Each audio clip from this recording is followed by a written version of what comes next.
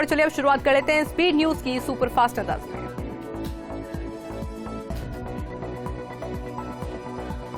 राष्ट्रपति भवन में राष्ट्रीय खेल पुरस्कार वितरण समारोह आयोजित। राष्ट्रपति द्रौपदी मुर्मू ने खिलाड़ियों को प्रदान किए पुरस्कार, कोचों का भी किया सम्मान। भारत से विवाद होने के बाद मालदीव में उठी राष्ट्रपति मुइज्जू के खिलाफ अविश्वास प्रस्ताव लाने की मांग। मालदीव की विपक्षी पार्टी के नेता ने कहा कि हमें देश की फॉरेन पॉलिसी को मजबूत बनाए रखना है। भारत से रिश्ते सुधारे सरकार, वरना नुकसान से उभर पाना मुश्किल होगा। गुजरात से गांधीनगर में vibrant Gujarat global summit. Global कंपनियों के सीईओ ने पीएम मोदी से की मुलाकात। दुनिया भर के दिग्गज जुटे। सुजुकी मोटर्स के अध्यक्ष तोशिहिरो सुजुकी ने पीएम मोदी से की मुलाकात और कहा कि मैंने 4 प्रोजेक्ट की रिपोर्ट दी है, उनका रिस्पांस अच्छा रहा, मैं खुश हूं, मैं यहां अधिक से अधिक निवेश करना चाहूंगा। जापान और भारत के बीच अच्छे संबंध बने रहेंगे। पीएम मोदी से मुलाकात पर बोले डीपी वर्ल्ड के सीईओ सुल्तान अहमद बिन सुलेम। कहा यह एक उत्कृष्ट बैठक थी। हमने भारत में अपने निवेश के बारे में चर्चा की, हम इसका विस्तार कर रहे हैं। हम भारत में विभिन्न क्षेत्रों में निर्माण में निवेश करेंगे। केंद्रीय मंत्री पीयूष गोयल ने पोंगल की दी शुभकामनाएं। कहा तमिलनाडु के सभी भाइयों और बहनों को पोंगल की शुभकामनाएं। हम 15 जनवरी को तिरुवल्लुपुर दिवस भी मना रहे हैं और मुझे यकीन है कि तमिलनाडु प्रगति करेगा, देश प्रगति करेगा।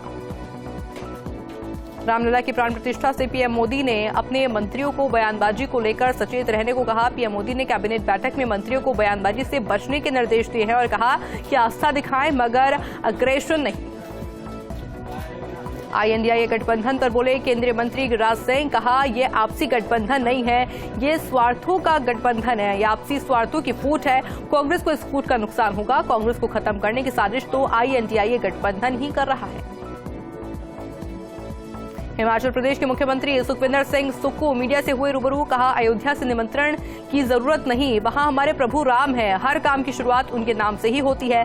प्राण प्रतिष्ठा के बाद जब भी मौका मिलेगा और जब भगवान राम बुलाएंगे तब हम जाएंगे।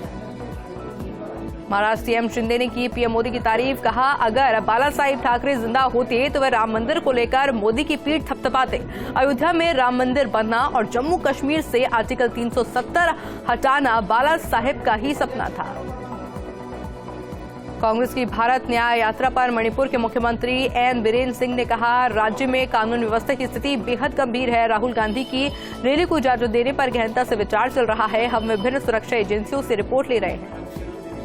राहुल गांधी की न्याय यात्रा को लेकर बोले भाजपा नेता शहजाद पूनावाला। कहा यह न्याय यात्रा राहुल गांधी की 15वीं रिलॉन्च और रिब्रांडिंग यात्रा है। मुझे लगता है कि राहुल को इस न्याय यात्रा को छोड़कर सिर्फ इंडी गठबंधन को जोड़ो यात्रा करनी चाहिए।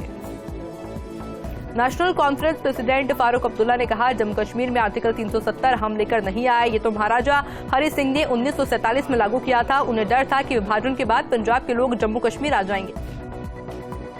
भारत जोड़ो न्याय यात्रा को मणिपुर में अभी मंजूरी नहीं मिलने पर कांग्रेसी सांसद केसी वेणुगोपाल की प्रतिक्रिया। कहा यह राजनीतिक यात्रा नहीं है, इसलिए सरकार को इसका राजनीतिकरण नहीं करना चाहिए। यात्रा का मकसद नफरत खत्म करके प्रेम का संदेश फैलाना है। मध्य प्रदेश के पूर्व मुख्यमंत्री और कांग्रेस नेता कमलनाथ मीडिया से हुए रूबरू। कहा राम मंदिर सबका है। सुप्रीम कोर्ट के निर्णय के बाद राम मंदिर के बनने की शुरुआत हुई तब भाजपा की सरकार थी, तो इसे बनाना उनकी जिम्मेदारी थी। मुख्यमंत्री बनवारीलाल शर्मा ने कमांडर धीरज सेठ से की मुलाकात।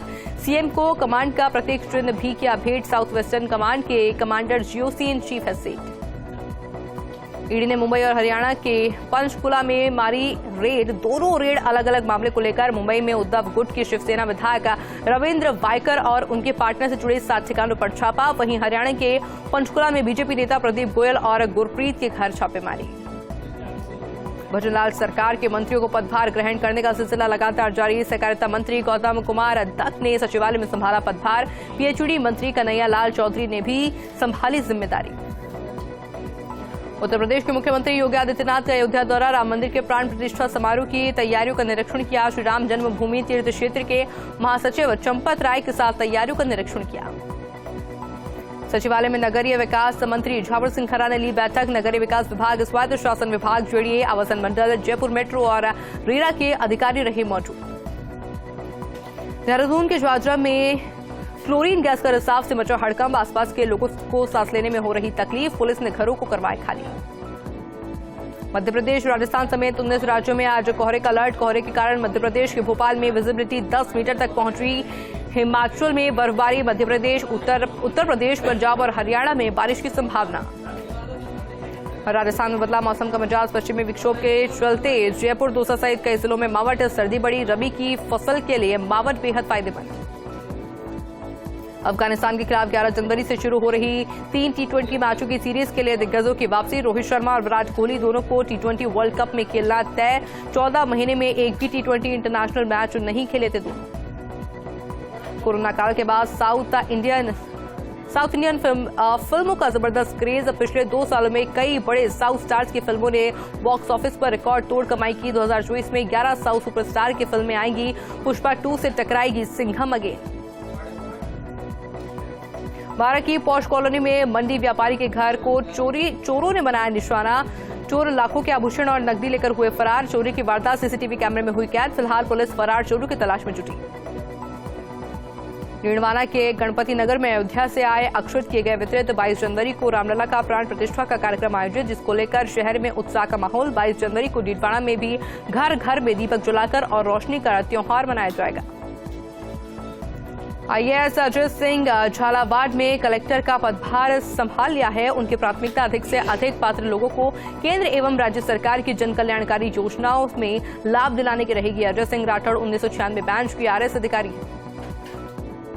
डूंगरपुर की सदर थाना पुलिस ने अवैध शराब तस्करी के मामले में फरार तस्कर को किया गिरफ्तार। आरोपी 3.5 महीने से फरार चल रहा था। 12 सितंबर को देवल में नाकाबंदी तोड़कर चालक कार छोड़कर भागा था। पुलिस ने कार से 47 कार्टून अवैध शराब बरामद किए हैं। फिलहाल पुलिस तस्कर से पूछताछ कर रही है।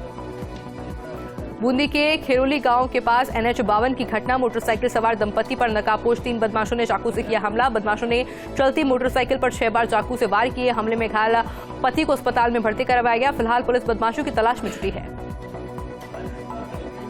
झुंझुनू के मेट्रीला में कैफे में अचानक से आग लग गई है। कैफे में रखा सामान जलकर खाक हो चुका है। आग लगने के कारणों का पता अभी तक नहीं चल पाया है।